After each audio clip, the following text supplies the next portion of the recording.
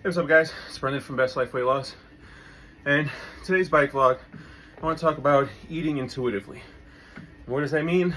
Basically, it's understanding when your body has its cravings, has its wants, has its needs for different foods, nutrients, proteins, kind of how to identify those. You know, if you're eating a proper nutrient-rich diet, the more you do it, the more you'll understand how your body is going to react to certain things. You know, case in point, like yesterday, I was getting a little hungry. You know, it was a good window of time. It wasn't in like a fasting period. So, like I said, you know, your alternative options, your eating options, you want it to be as natural and unprocessed as you can. But sometimes, like just some Jack Link's fucking jerky bites, jerky, stuff like that, as long as you're following the recommended serving size, case in point like the video from yesterday, then stuff like that can be okay. Even though there's a lot of processed bullshit in some of those jerky products, and you can find some really good ones. Tillamook has like a sugar-free one. So I have, you know, I use the jerky, the Jack Link's, the bites, you know, they're really good. You know, and they satiate me. And I had that, and then maybe 20 minutes later, you know, the idea was like, man, I want something to drink, but I didn't want water. And if you know, it's my main source of liquid throughout my day when I'm not on a cheat day, is water. And that's where the orange comes into play.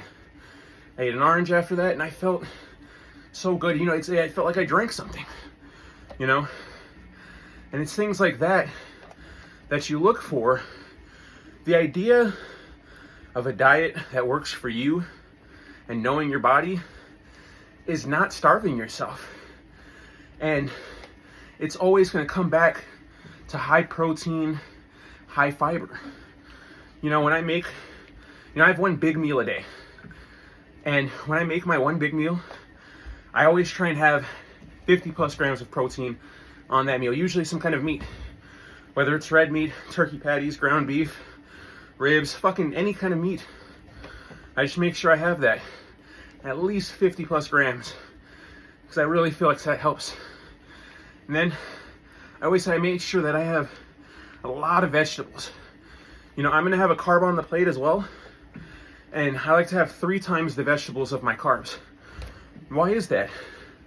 I don't believe that vegetables is the end all be all and vegetables are just super healthy for you, because I feel like at the end of the day, meat, protein, that's what builds muscle, that's what keeps you full. You know, the reason I don't have like a fucking carnivore diet is because the fiber in those vegetables helps me feel full. It's almost like I'm tricking my body by consuming so much more of that fiber in that vegetable format, you know, and it really helps keep me full. You know, I have like I had, case in point, I had squash, carrots, a cup of white rice, and kielbasa, and it's such a good combination, let me tell you. But I would love to have 2 cups of rice with that, but I know that that's just not healthy for me.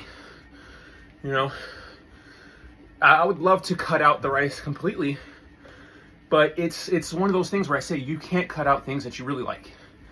You know, and I've always really liked rice, so that's why I portion control the rice. You know, I can say, you know, you'll hear me say bread is bad, rice is bad. Yeah, I do think that you can label foods as good and bad, but do you have to cut out the food just because you labeled it as bad? No. I had an ice cream 2 nights ago. Wasn't my cheat day, but it was there. I found it, and I had been doing pretty good. I looked at my calorie intake and I said, oh, this ice cream is this many calories. I could probably do it and not hurt myself, not hinder my progress. And I had it, you know? The idea of that diet working for you is moments like that. And that's why I say you gotta have the calorie diet log. You gotta be tracking your calories. You gotta know what you're putting in, so you can know what you're burning, so that when you have a slight craving for something and you want to give into that, you can, and it not really set you back, you know.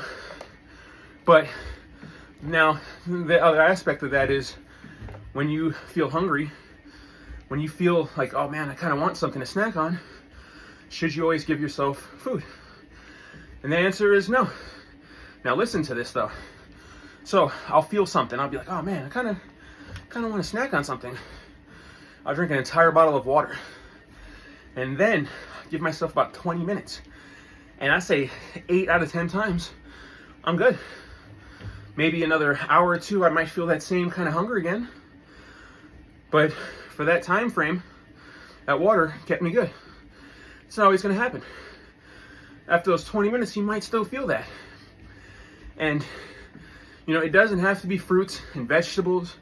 You know, when I first started my weight loss journey, I was buying these rice cakes, chocolate chip rice cakes. You know, very low sugar, very low calories, you know. And one thing I started to realize was that there's also very low nutritional value. I was literally snacking on it just to have something to snack on. And I didn't want that, you know. I want to have, especially days where I'm really trying to cut and I'm really trying to keep that, you know, that calorie deficit intact. You really want to add nutrients to your body, because yeah, I was eating those rice cakes. It wasn't satiating me. It was giving my mind the idea like, oh fuck, I feel like I had a snack. I just had chocolate. Like, that mind aspect was cool, but I was still hungry.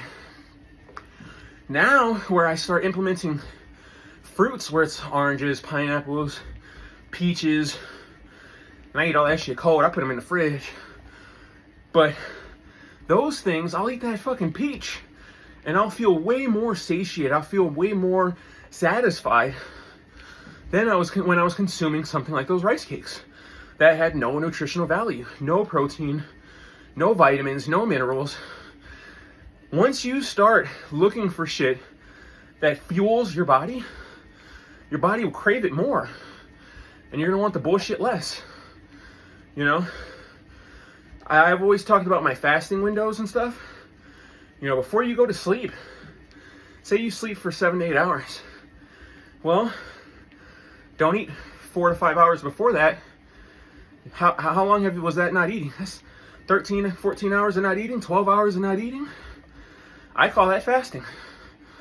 And I feel like that in itself is a really important tool. And you know, when I was doing that, when I do it, when I don't eat, water is the key. When I'm in that fasted state and I want something, water is the key.